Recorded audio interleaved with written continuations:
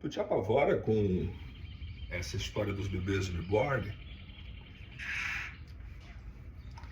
que basicamente é assim, eu usufruo do benefício, né, de ter um filho, mas quando eu sou provocado diante de uma coisa, de uma situação difícil, né, um cocô, um choro, né, quando eu sou realmente provocado, eu preciso sair da minha zona, quando a responsabilidade é minha. Não tá doente, leva pro médico resolver. Tô falando disso. Falando das coisas que são minhas, como pai, né? Coisas que eu preciso, de certa forma, de forma desconfortável resolver. Porque uma paternidade, ela tem as duas vias, né? A gente tem os benefícios, a felicidade, a alegria, né? Vou dar um exemplo bobo aí.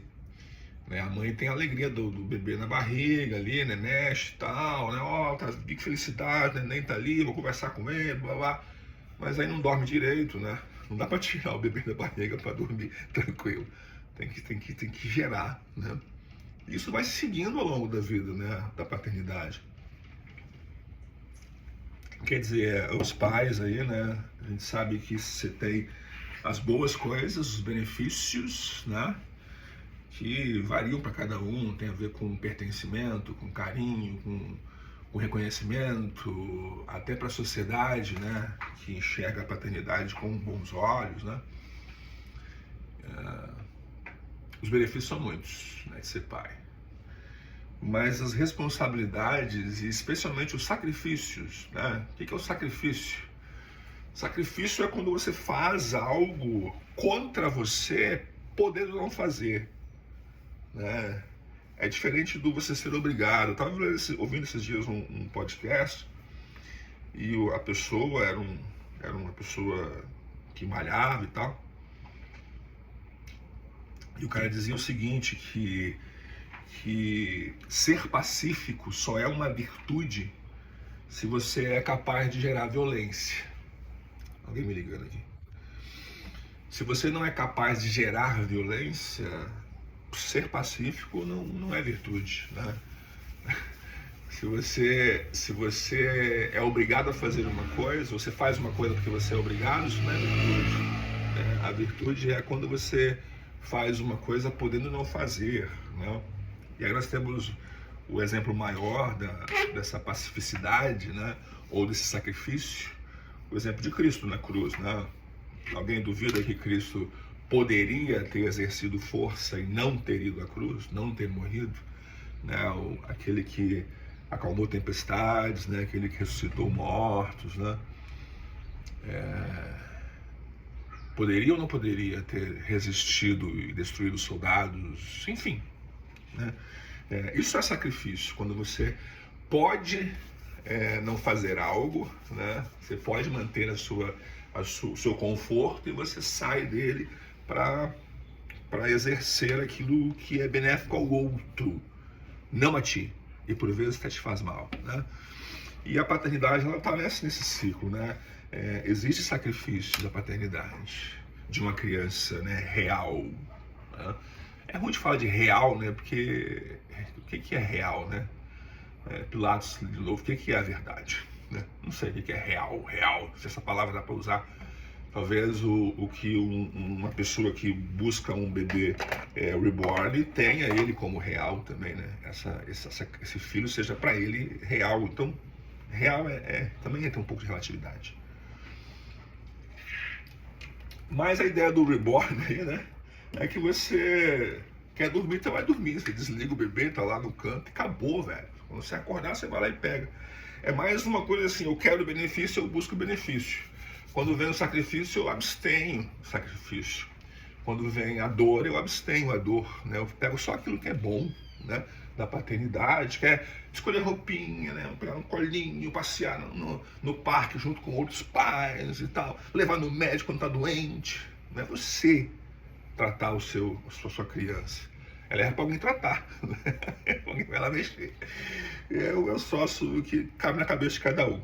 Mas o tema não é esse. Vocês perceberam que talvez a gente viva e tenha vivido há bastante tempo na igreja.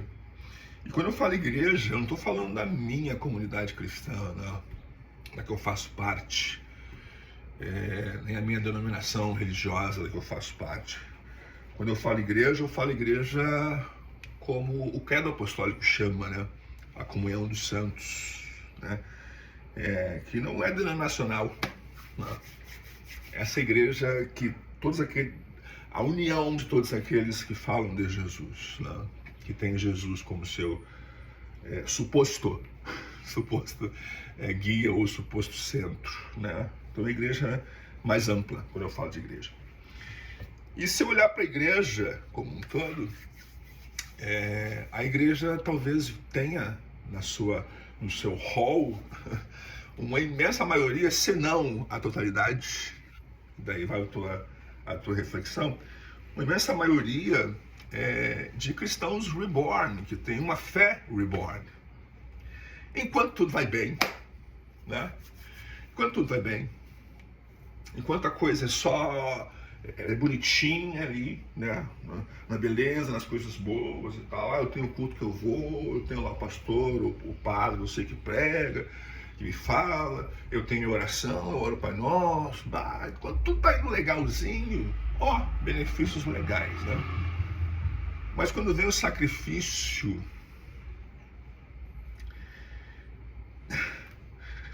quando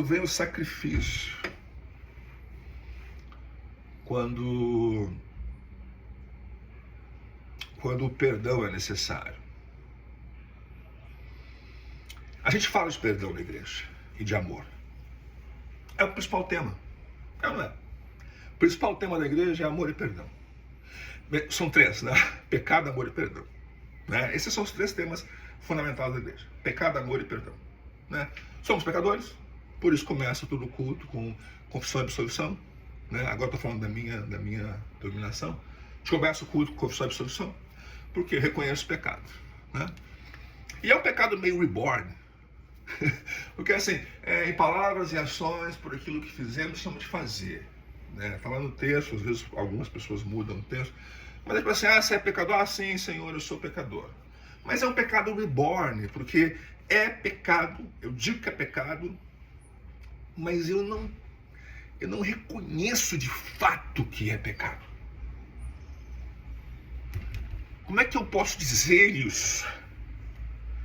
Porque se é pecado verdadeiro, se não é um pecado reborn, se eu sou um pecador verdadeiro, eu não tenho como mais, é impossível para mim, que me reconheço sujo, olhar para o lado e dizer, aquela pessoa está suja, aquele outro é pecador.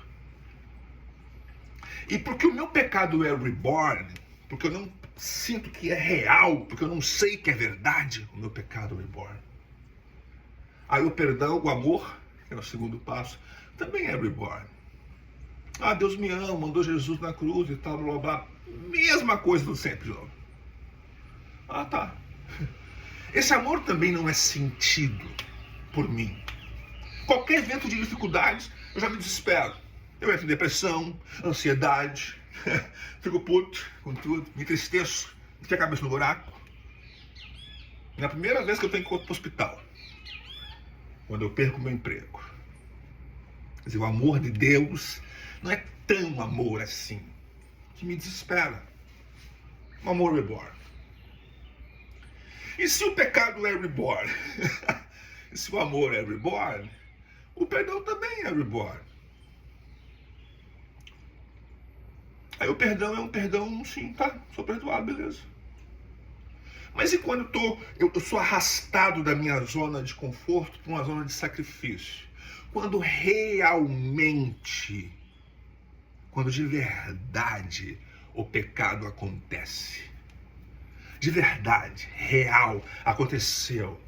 Fulano se embriagou e fez merda bêbado. Fulano realmente está filmado lá, tá falando mal de ciclano. Fulano realmente adulterou. Fulano separou. Fulano engravidou namorando. Hoje nem dá mais. Esse pecado já passou, já ficou desatualizado. Ninguém mais dá bola para isso aí, né? Mas quando o pecado aparece de uma forma real na vida de alguém da comunidade, na vida de alguém da tua família, na vida de um amigo, existe na igreja de fato e de verdade esse amor e esse perdão? Quando o pecado deixa de ser reborn e o pecado passa a ser real, né? Aconteceu mesmo, tá aqui, ó, provas. Existe amor real também? Você sente isso na sua comunidade? Existe o perdão real também? E ninguém está falando, não estou falando vamos então agora esquecer do que aconteceu. Não, existem a consequência, como no amor de Deus tem consequências, né? Moisés foi lá e era para falar com a pedra, né? Ele foi lá e meteu o porrete na pedra para sair água, tava meio pistola, né? Consequências, Moisés não entrou na terra prometida. O povo ficou puto com Deus. Só Josué e Caleb, né, entraram lá na terra prometida, os que saíram adultos lá do Egito. Consequências em Deus também tem consequências. Mas há perdão, há amor primeiro, real, e há perdão. Vamos olhar assim pro aspecto do filho pródigo, né? Quer dizer, há pecado real no filho pródigo. Ele pega as suas coisas, né? Para ele o pai morreu, né? Porque eu peço a minha herança, o pai morreu. Então eu pego a minha herança, vou, né? Usufruo das formas como eu deveria usufruir, sei lá como. E aí eu sei que o amor do meu pai não é reborn. Eu vejo acontecendo com os seus empregados, né? E aí o filho pródigo decide voltar para casa. E de fato o amor do pai não era reborn, né? O pai recebe o filho com festa. Voltou, meu filho estava perdido e foi achado, estava morto e reviveu, né? Acho que é mais ou menos assim que fala o texto. Mas o irmão mais velho expressa essa fidelidade, esse amor, essa família reborn. Não há perdão na cabeça do filho mais velho, né? E se tu olhares assim para a igreja cristã, pensa em tu contigo, na tua vivência comum, né? Quando tu olha para a tua igreja cristã aí, você enxerga que o pecado ele é real na vida das pessoas? As pessoas têm essa noção de que elas são realmente pecadoras, sujas, inimigas de Deus? Todos pecaram, né? Estão debaixo da ira. Elas se flagram que isso é verdade, que não é reborn. E por outro lado, se flagram que o amor realmente é verdadeiro de Deus para com ela e para com todos, não para com um clubezinho, não para com o lado esquerdo da igreja ou para com os que estão do lado direito da igreja, mas para com todos. Esse amor é para todos. E o perdão ele é real porque é verdadeiro o pecado e verdadeiro o amor. Só tem perdão real quando você tem verdadeiro pecado e quando você tem verdadeiro amor.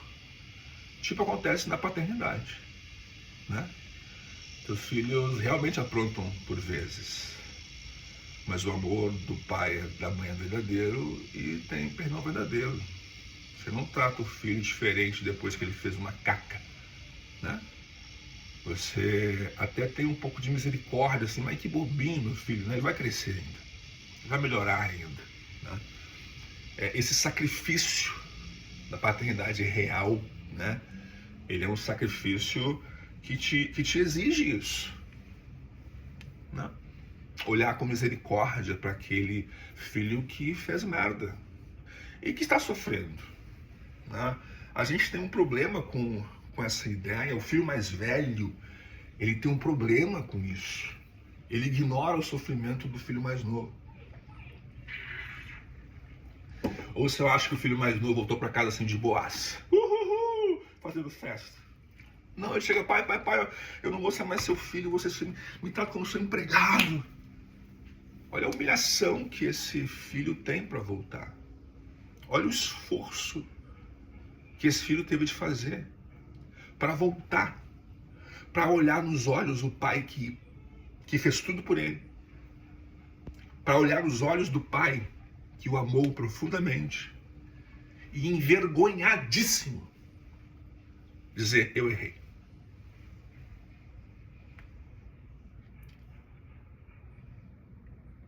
Quando a gente vê pessoas que tomaram escolhas, que tiveram escolhas erradas na vida delas, pessoas boas que escolheram mal, e não bota a culpa só no diabo não, né? Eva olhou para a fruta e falou assim: é boa para o conhecimento do bem e do mal. Adão olhou e disse: é bom para o conhecimento do bem e do mal. O diabo só plantou a pergunta, né? Só, quem sabe? O ser humano é culpado, né? E o pecador que comete pecados, ele é culpado também, né? Não dá para falar, amenizar, tudo bem. Não, errado, feio, mal.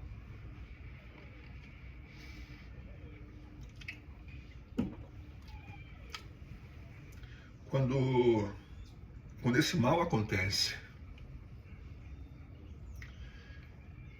e especialmente quando ele acontece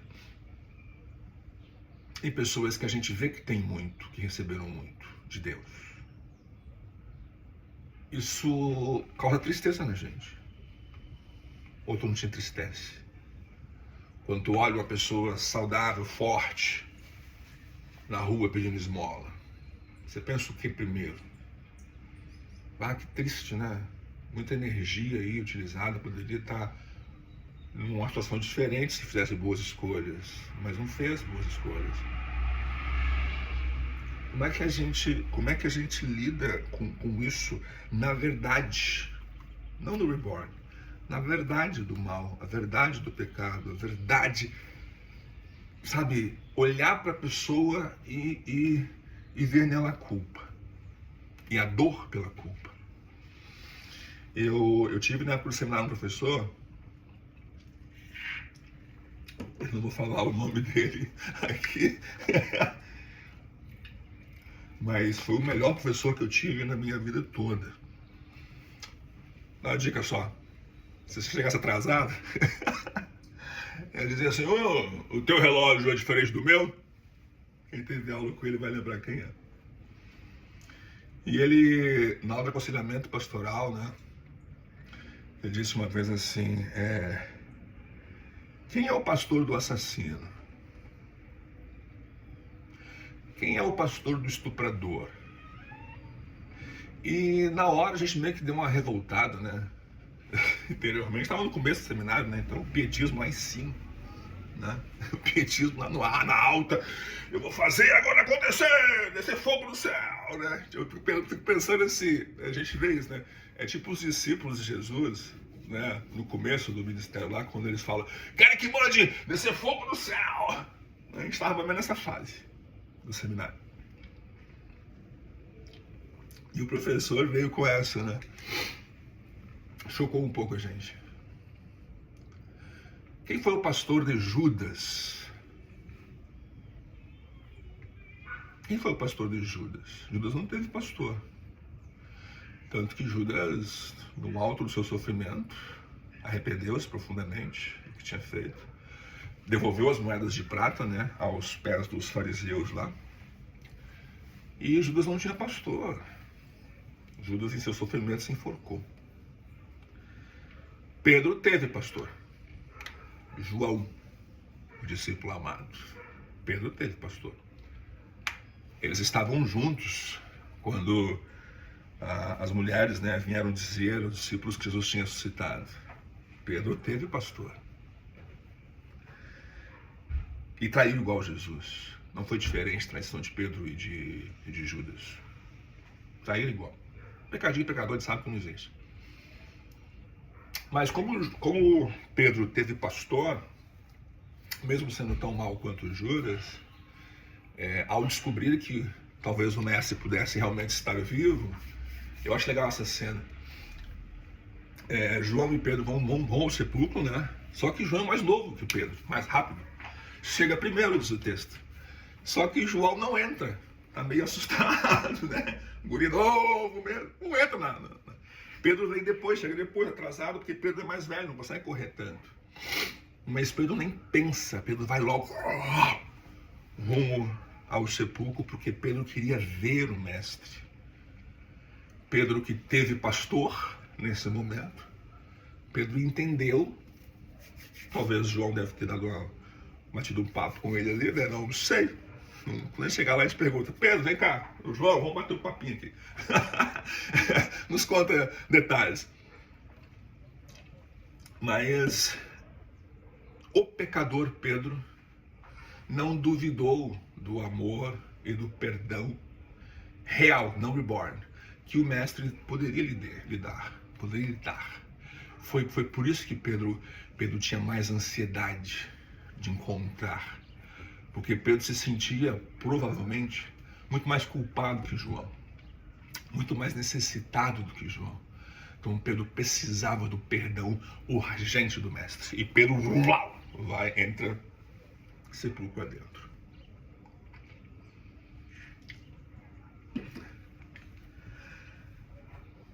Amor, perdão e pecado reborn. Acontece aí na tua comunidade?